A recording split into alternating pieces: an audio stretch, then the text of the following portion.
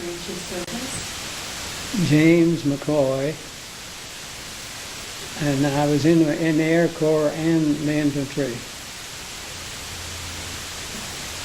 My Air Corps experience was reconnaissance planes, small planes, finding where the enemy was. And they would shoot at me, and my name was on, well, it wasn't any on the bullets, but they was whizzing around me. The Rhine River runs along north and south, and this happened. They called it the Belgian Bulge.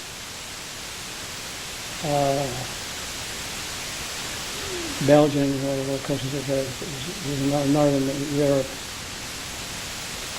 We landed on the Belly side, Marseille, France, after the initial landing. So we had an easy landing. When we landed there, then the Germans ran ahead of us. We were surprised them. Anyway,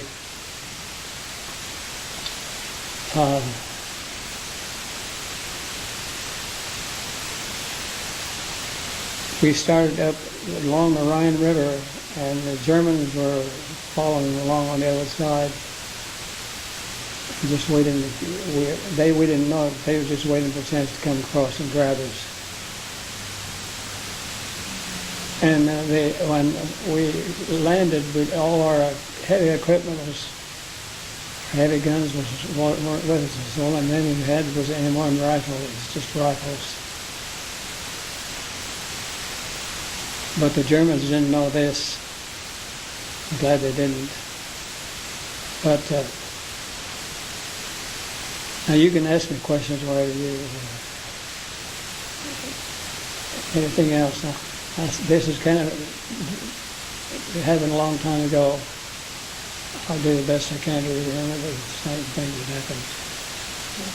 My first question for you is, can you explain your hats to me? Pardon? Your hat, the ribbons on your hat, can you explain that to me, please?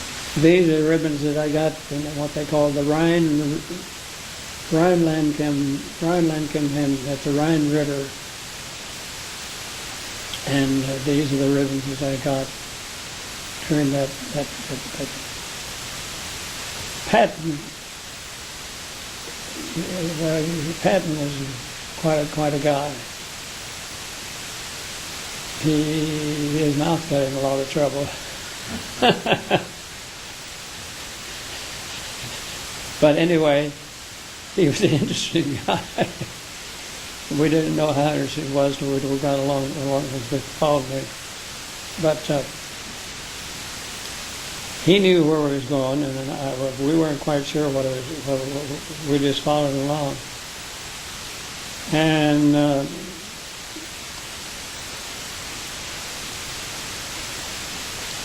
there was a movie called The Band of Brothers,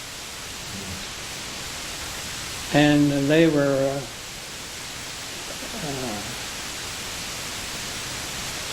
special troops,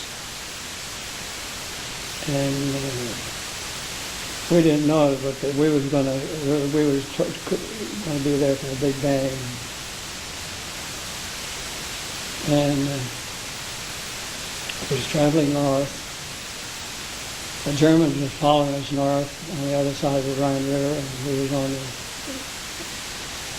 the western side. And I should remember that they were paratroopers, and they were encircled, and we were going to try to break through to rescue them. And the closer we got, we was headed toward trouble. And wherever Patton was, there was always trouble. And as we got closer, we understood that there was going to be trouble, real trouble. There was going to be a real danger.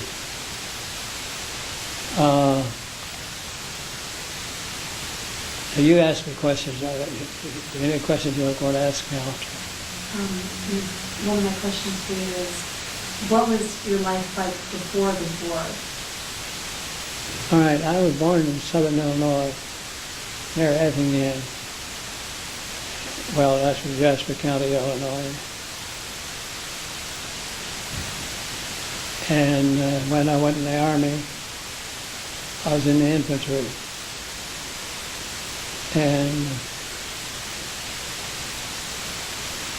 But we got special training, and we knew we had to be ready for trouble. But the closer we got to that, the Germans were following us, tagging along on the other side of the Rhine River. We didn't know until we got there that we were trying to rescue some paratroopers who had been encircled there. And that winter was supposed to have been the worst winter they'd had in 40 years. Lots of snow and it was real cold.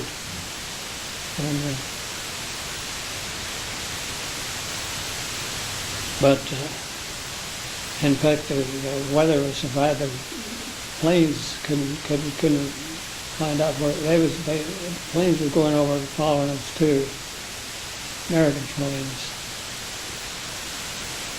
And as we got closer, we were told what was happening, what was going to happen. We didn't like what we heard, but you don't pick the time. You just go do what you're told to do. And we were trying to rescue these paratroopers who had been encircled. Well, the weather cleared. Thankful for that, and the planes got through and was zooming over us and had to help us to at least cover. We weren't quite sure whether they knew where we were. But we hoped they knew we were Americans going for this rescue. There was a lot of confusion along that time. There was just a lot of things happening. And we were to break through this circle, try to help rescue people. We weren't quite. We didn't know whether American planes would know us from the Germans, and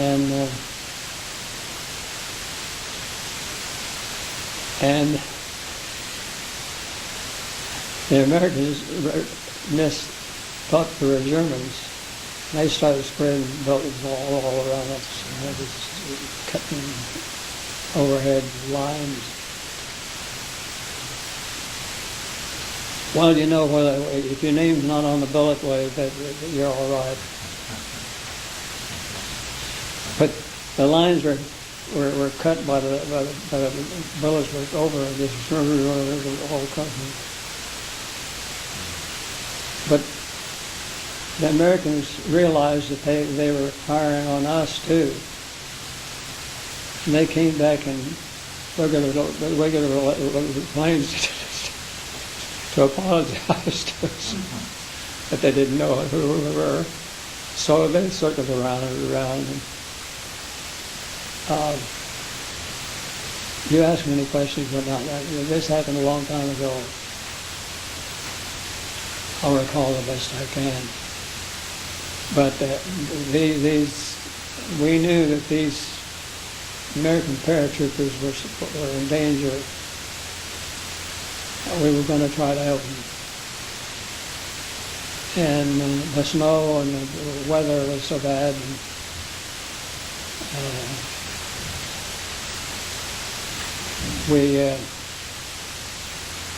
as we got closer, we started figuring out what was in for. And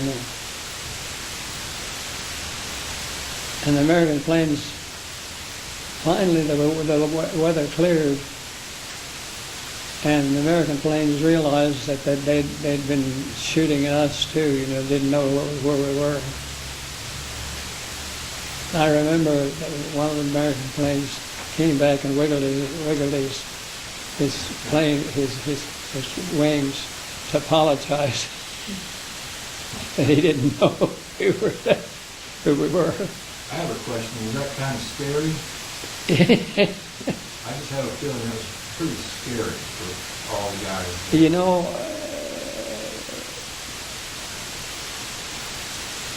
You don't realize how you just kind of you just know you're in danger, and so we was doing what we was told to do, and we know either your name's not on the bulletin or not. You just go in and try. But we did finally break through and rescue these paratroopers. They was glad to see us, and we was glad to see them.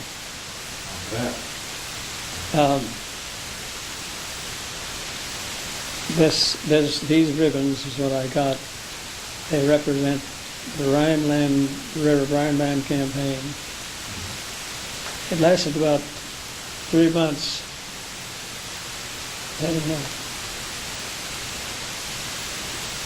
I flew a reconnaissance light planes. We were searching out the Danbury to see, and we didn't know whether the Americans knew who we were. And it gets kind of confusing. It was really,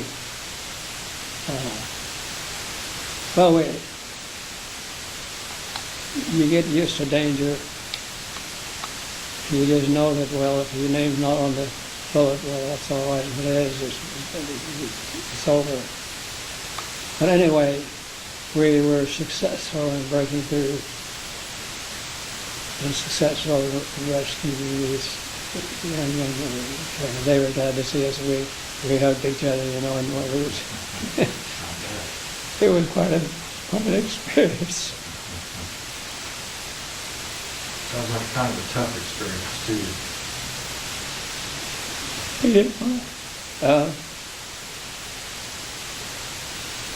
Well, we were so happy. We were relieved, but they didn't know that we knew what they was going through, and we was happy that we did finally break through and relieve them, and that was the way we was hugging each other,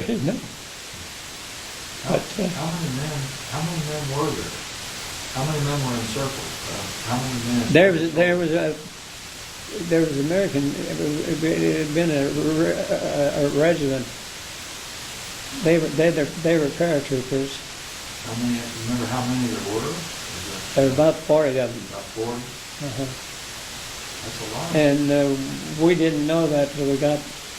Then we were told then what we were going to try to do. But the snow was so heavy, the worst snow they'd had in 40 years, and the cold, and that didn't help any. But we were excited. We were going to try to get through and help them. And when we did break through, they were happy to see us. We were happy to see them. And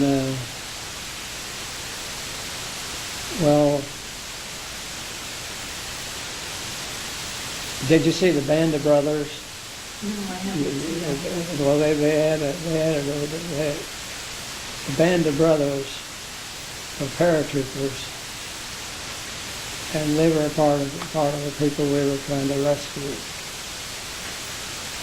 So we weren't fully acquainted what we was going to do until we got there. And when we got there, they were happy to see us. Now, That was the winter of, I think the winter of 45. The war was about to end. We didn't know that. I think that's right. Yeah. 45. Yeah. That's right. We didn't realize how close the war was going to end. And but the Americans were monitoring and following us too. So they knew where we were, but we didn't know if they knew it. And anyway, like I said, we didn't realize we was going to be attached to Patton, and that we knew wherever he was, there was trouble. He was a very unusual guy, and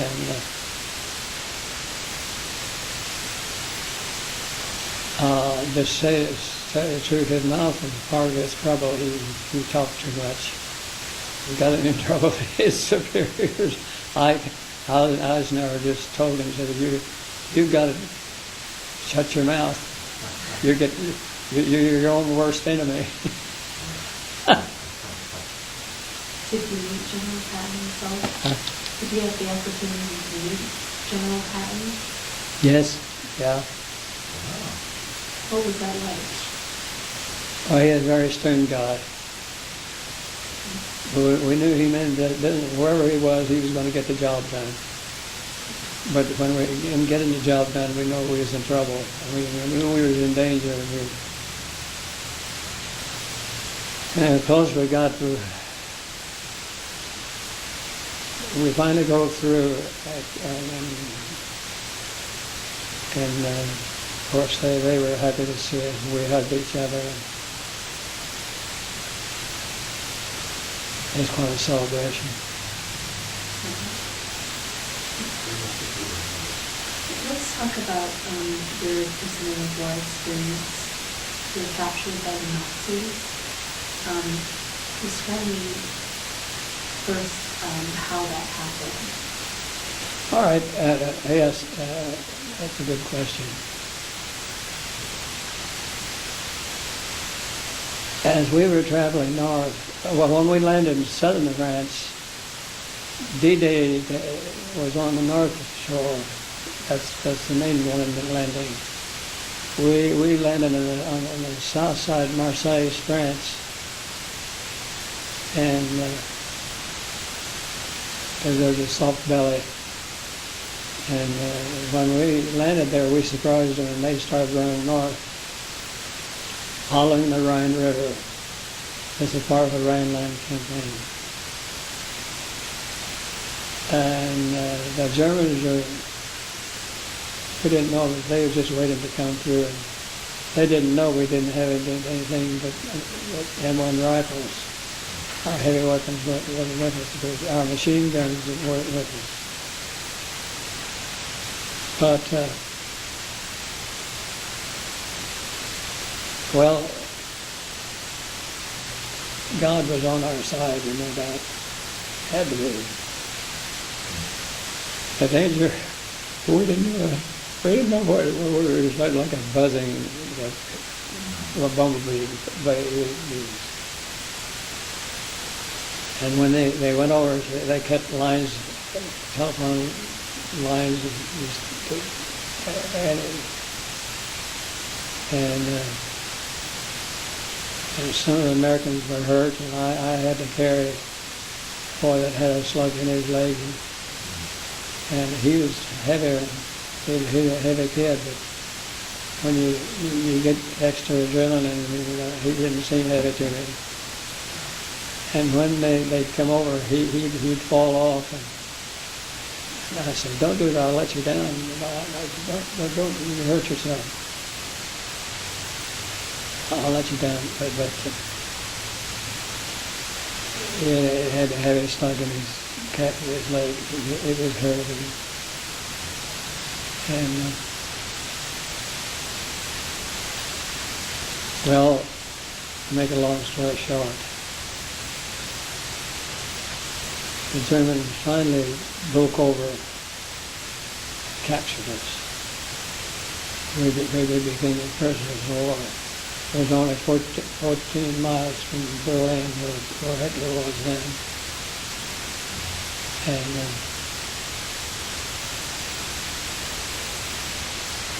now, the Germans didn't mistreat us. They didn't beat us up. Now we saw people that do that. They didn't like the Jews, and we saw them mistreat people there. But we couldn't help them. You couldn't help them because they hated the Jews. They had to be tough to walk. Yeah. See? And we saw the people that they mistreated. We saw them in piles that they had killed. It's hard, it's hard to understand how you be so cruel. And you get a hate for an enemy like Hitler. War is hateful. And you do hateful things too, to defend yourselves. But anyway, when we were captured, the Germans didn't have too much food themselves, but they fed us good soup. And they really did. I was surprised. Of course, they put us to work in a rock quarry with making big stones, breaking big stones, and they was going to use what we to keep to defend themselves what we were doing. And but we had to do it. So I used a hammer and I broke all they break these stones and then take them up to the Germans and put roadblocks against the Russians. At that time, there was just confusion. We didn't realize how dangerous it was as we look back on it.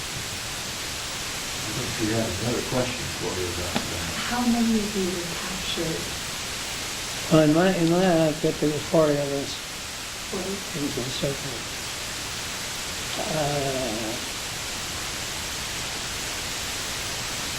About 40. Were these close friends of yours? Were these close friends of yours? Were these close friends that were captured alongside you? Were they your good friends? Were they your friends? Yeah, yes, some of them they were close friends. We had been their friends. And this boy that I was carrying had a slug in his leg.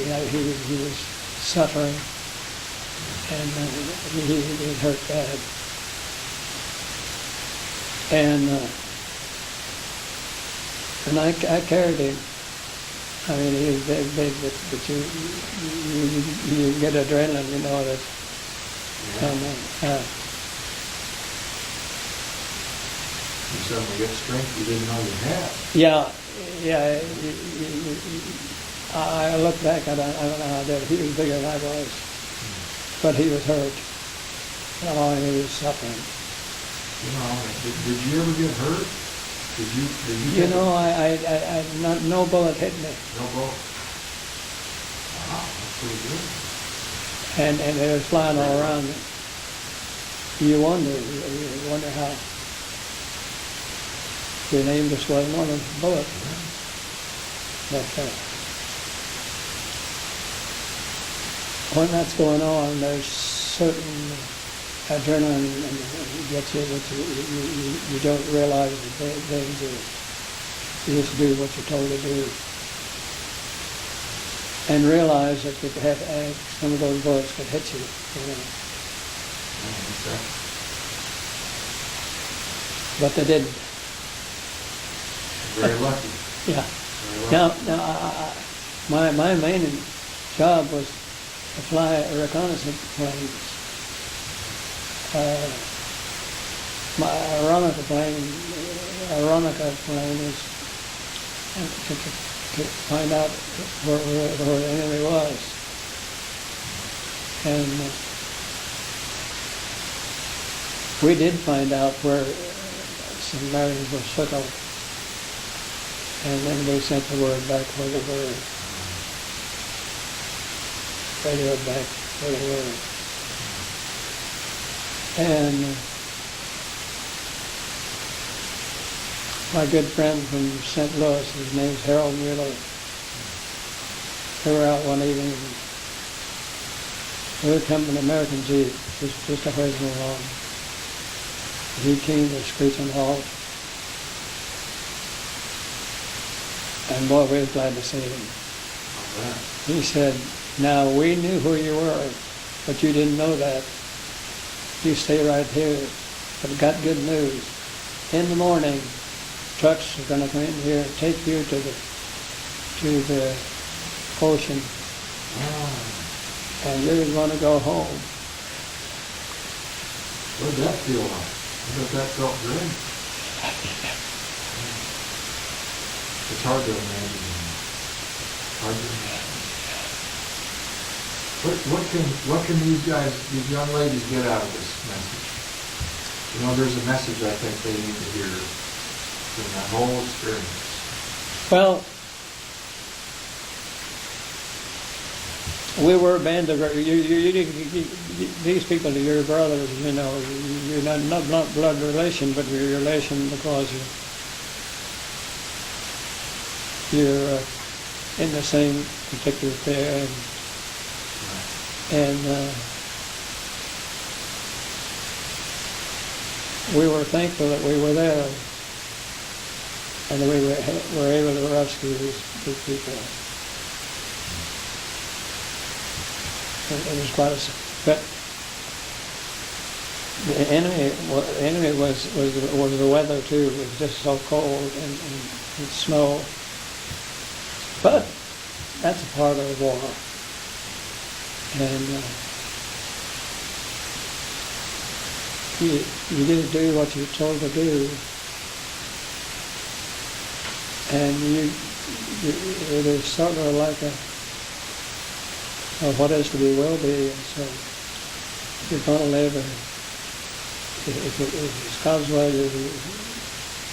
He's going to protect you, and He did us. And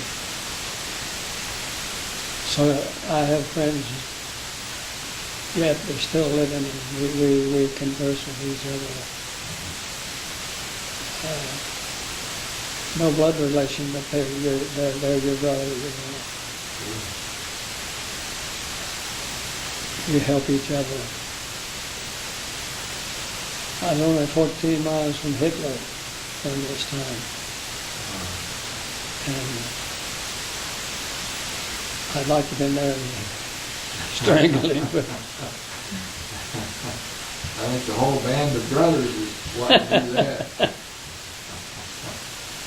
But when this American Jeep came along, he came to a screeching halt and says, now we knew where you were, but you stay right here. And in the morning we're going to send trucks in here to get you to planes. It's going to fly you to the ocean. You're going to get on a ship. You're not going to stay in this war too long. You need to go home. Wow. But they said, the Germans may not know that the war's not over.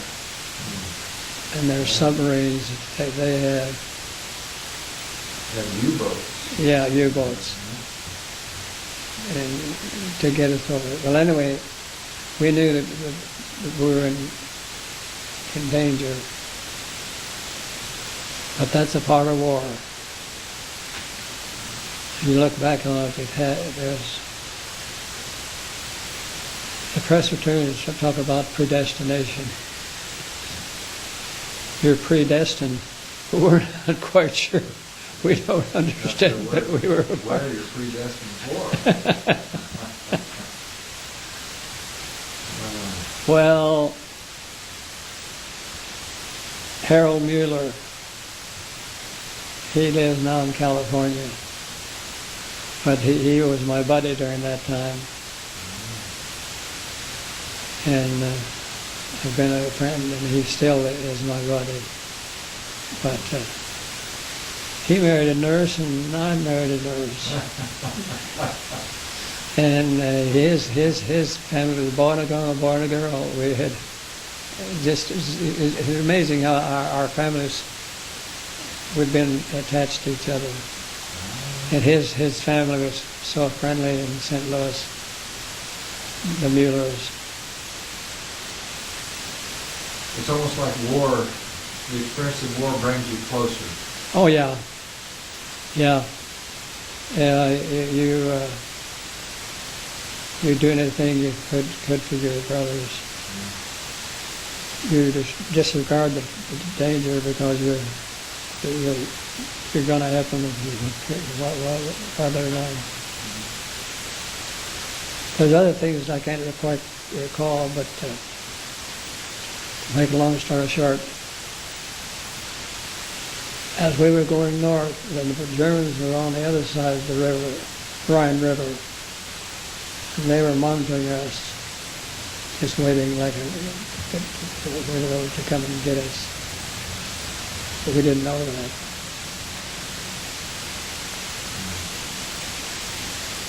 But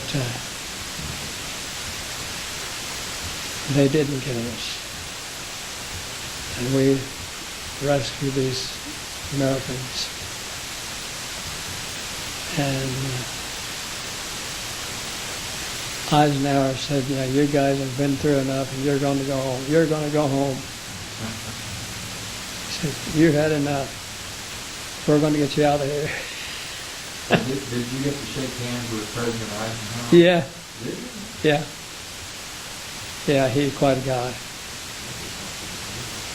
What was that moment like? What was that moment like to shake hands with President Eisenhower? Well, it was good. He was a very friendly guy. He was a great guy. Yeah. He became great because he said, you're going home. He said, you've been through enough. You've been through enough. We're going to take you to the ocean side and put you on a ship. And you're going to go home. You're going to go home. Hallelujah. Hallelujah. Kept your hope alive during all of that? What kept your hope alive during all of that, during being a prisoner at war, Well, waiting to go home?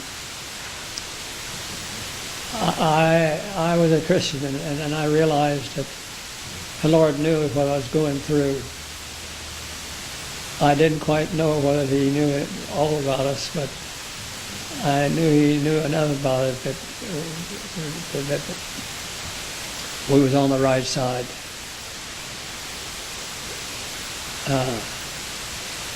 War brings strange people together, bands you together. And I made friends that I'd never known. Now, I said, after I was captured, they put me to work in a rock quarry. We made little ones out of big ones. And day after day we worked it. But the Germans were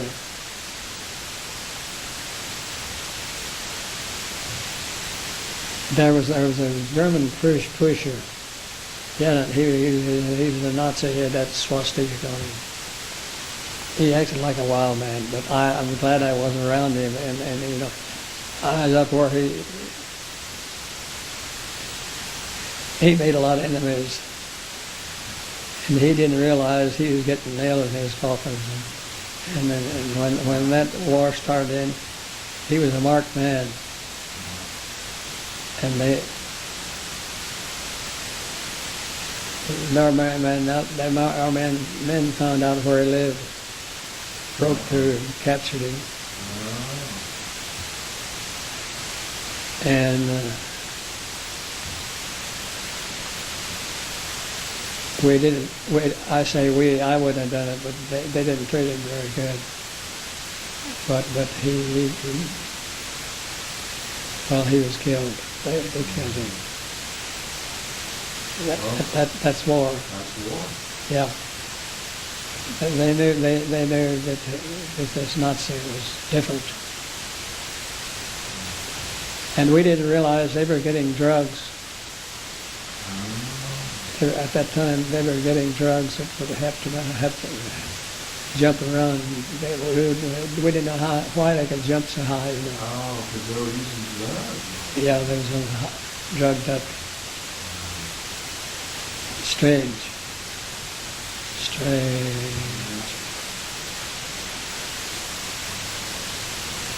Well, we just thank the Lord. We all thank the Lord. You make friends that never fail. Harold Mueller lives out in California, as I said. And he slept with me.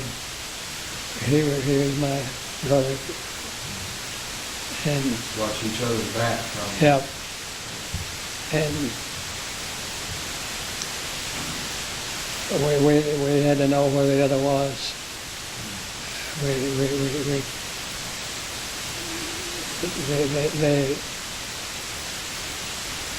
said you have to know where your brother is. Well, my dad was in Midway on LSU. Oh, yeah. And we had a buddy system. Remember that? You could join the Army with a buddy. Yep. That's one way to do it. Yeah.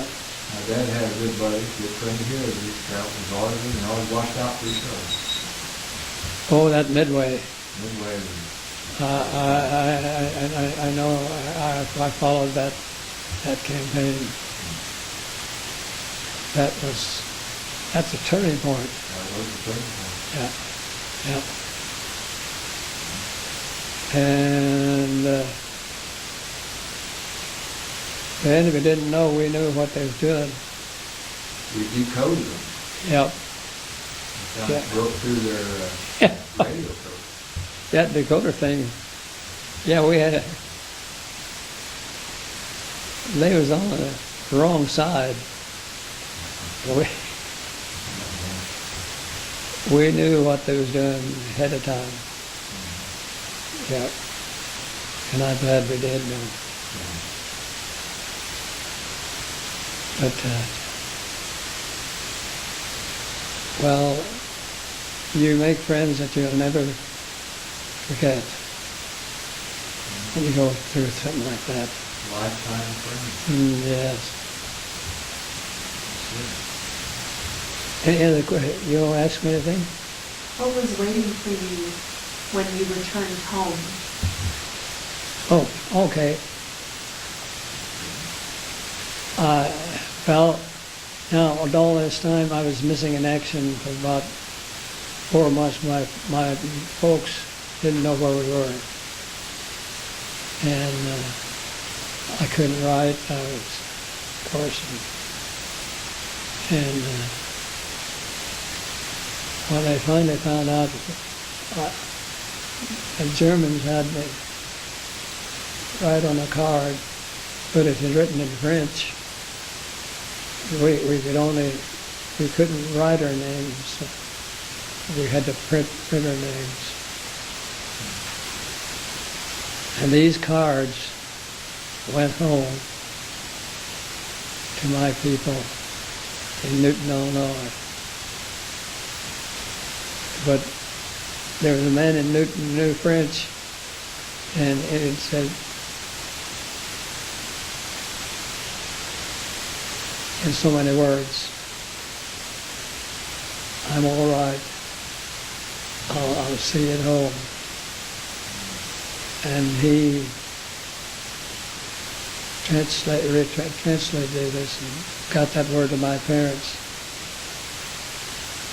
And that's the first time in 4 months that they finally knew I was safe.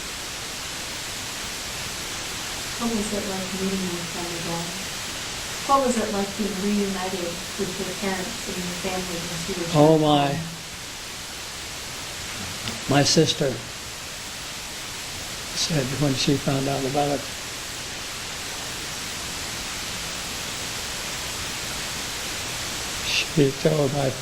she told my parents that they'd heard from me. And of course there was some rejoicing. They was really happy. And those were good times. But my sister said, if I just fell on the bed and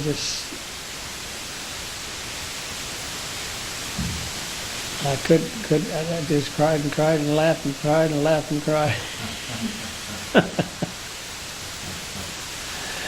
And we had neighbors lived south of us, John Harrison, and he stuttered some when he talked. In gumboots he come up with a message that we'd been contacted that we were safe. And I'm telling him, that's what my parents said. He said, I've got word for you, but I want to talk to your. He saw my dad and said, but let's go home and talk to your wife. We've got good news for you. And he stuttered. He didn't. He finally got it through. I've got good news for you. His name was John Harrison. Wasn't a better man lived. But well, they were so happy. So happy. Everybody was awfully happy with that was over. Yeah, we was happy that they knew. Yeah. And they carried through, and they did get us home. Now, but I thought we was going to have to fight the Japanese. And I thought the war wasn't quite through. And I thought sure we was going to have to go back fight the Japanese. Well, thank God it ended. So. Yeah. Oh my, yeah. And everybody could come back home with their wives and families. Yeah. I didn't know how good the news it was. But they were looking out for us. They sure were. James, you did a very good interview. Thanks. Can I shake your hand? Yes, sir. Thank you, sir. Yes, sir. This is You're wonderful.